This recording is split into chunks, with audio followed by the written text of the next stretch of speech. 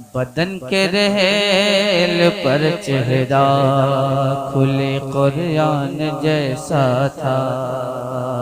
وَلَسَوْفَ يُعْطِيكَ رَبُّكَ فَتَرْضَىٰ صدق اللہ المولانا العظیم وصدق رسولہ النبی الامین المتین المعین المبین الکریم ونحن علی ذلک لمن الشاہدین والذاکرین والحمد للہ رب العالمین۔ آئیے حضرات، خطبہ مسنونہ کے بعد میں نے جس آیت کریمہ کی تلاوت کا شرف حاصل کیا اس پر روشنی ڈالنے سے پہلے بہتر و مناسب ہی نہیں بلکہ میں ضروری سمجھتا ہوں کہ ہم سب مل کر سب سے پہلے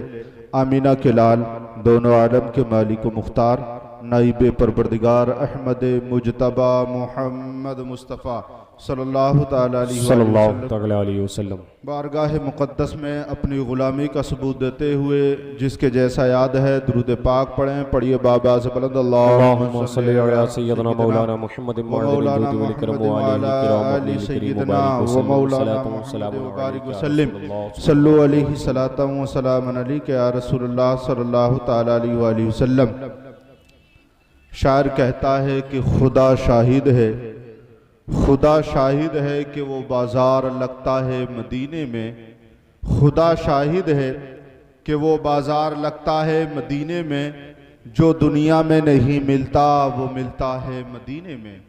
جو دنیا میں نہیں ملتا وہ ملتا ہے مدینے میں۔ اور شاعر کہتا ہے کہ کون کہتا ہے کہ لفظوں کا خزینہ لکھ دو، کون کہتا ہے کہ لفظوں کا خزینہ لکھ دو، دل کی تختی پر فقط لفظ مدینہ لکھ دو۔ کیا کہنا؟ کون کہتا ہے کہ لفظوں کا خزینہ لکھ دو، دل کی تختی پر فقط لفظ مدینہ لکھ دو۔ اور موت آ جائے اگر گنبد خضرا کے قریب، موت آ جائے اگر گنبد خضرا کے قریب، تاریخ میں ایسے مرنے کو بھی جینا لکھ دو، تاریخ میں ایسے مرنے کو بھی جینا لکھ دو۔ حضرات محترم، آپ دیکھ رہے ہیں منبر پر تشریف فرما علماء اکرام تمام ہی آپ کی نگاہوں کے سامنے ہیں۔ تھوڑی دیر کے لیے میں حاضر ہوا ہوں، چند باتیں میری سماعت کر لیں۔ آپ دیکھیں، ہم اور آپ یہاں جو حاضر ہوئے ہیں، ہم سب کا مقصد یہ ہے کہ اللہ تبارک و تعالی ہم سے راضی ہو جائے۔ بے شک ہم سب کا مقصد یہ ہے کہ اللہ تبارک و تعالی ہم سے راضی ہو جائے۔ محفل کے اندر آنا، اس محفل کو سجانا اور اس محفل میں بیٹھنا اور درود و سلام پڑھنا یا دیگر معاملات، تسبیحات اور ذکر کرنا صرف اس لیے ہے کہ اللہ تبارک و تعالی ہم سے راضی ہو جائے۔ اللہ تبارک و تعالی کی رضا حاصل کرنے کے لیے ہم آپ یہاں پر حاضر ہوئے ہیں۔ لیکن حضرات محترم، میں بتانا یہ چاہتا ہوں، اس کائنات کے اندر جتنے بھی انبیاء اکرام تشریف لائے، 1,24,000 یا کم و بیش 2,24,000 اس دنیا کے اندر تشریف لائے، تمام ہی کے تمام اللہ کی رضا چاہتے تھے، یعنی ان کی دل کی یہ تمنا تھی کہ اللہ تبارک و تعالی ہم سے راضی ہو جائے۔ اگر آپ تاریخ کا مطالعہ کریں تو معلوم ہوگا حضرت آدم علیہ السلام جب جنت سے اس دنیا کے اندر تشریف لائے، اس دنیا کے اندر آنے کے بعد گزاروں قطار روتے رہے، اللہ تبارک و تعالی سے معافی مانگتے رہے، اس زمین پر رہے، رب سے معافی مانگتے رہے، دل کی یہ تمنا رہی کہ اللہ تبارک و تعالی مجھ سے راضی ہو جائے۔ آؤ آگے آؤ اور تاریخ کا مطالعہ کرو۔ آپ کی اولاد میں سے حضرت شیس علیہ السلام جب اس دنیا کے اندر تشریف لائے تو ان کی بھی دل کی یہ تمنا رہی کہ اللہ تبارک و تعالی مجھ سے راضی ہو جائے۔ اور آگے آؤ تو تاریخ کا مطالعہ کرو،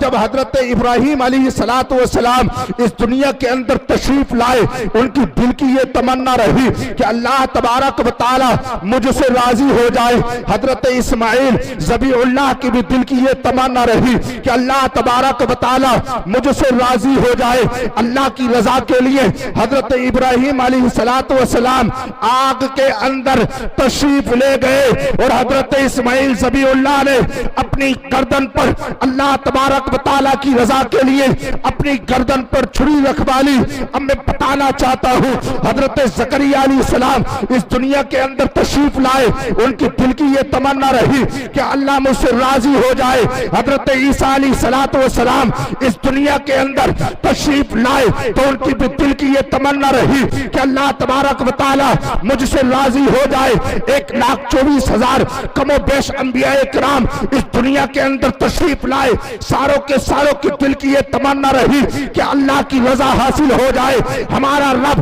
ہم سے راضی ہو جائے۔ اس دنیا کے اندر جتنے بھی اولیاء کرام ہیں سبھی یہ چاہتے ہیں اللہ ہم سے راضی ہو جائے، ہر انسان یہ چاہتا ہے اللہ ہم سے راضی ہو جائے، اللہ کی رضا چاہتا ہے، ہر انسان اللہ کی رضا چاہتا ہے، چرند و پرند اللہ کی رضا چاہتے ہیں، شجر و حجر اللہ کی رضا چاہتے ہیں، بحر و بر اللہ کی رضا چاہتے ہیں، خشک و تر اللہ کی رضا چاہتے ہیں، چاند کی چاندنی اللہ کی رضا چاہتی ہے، عرش و کرسی سارے اللہ کی رضا چاہتے ہیں، تمام فرشتے مل کر کے رب کی تسبیح بیان کرتے ہیں اور یہی چاہتے ہیں اللہ ان سے راضی ہو جائے۔ سارے فرشتے اللہ کی رضا چاہتے ہیں، ساری کائنات مل کر کے رب کی رضا چاہتی ہے، لیکن اللہ تبارک و تعالی اپنے پیارے حبیب کی رضا چاہتا ہے۔ قرآن میں فرماتا ہے وَلَسَوْفَ يُعْطِيكَ رَبُّكَ فَتَرْضَىٰ، اے محبوب ان قریب آپ کا رب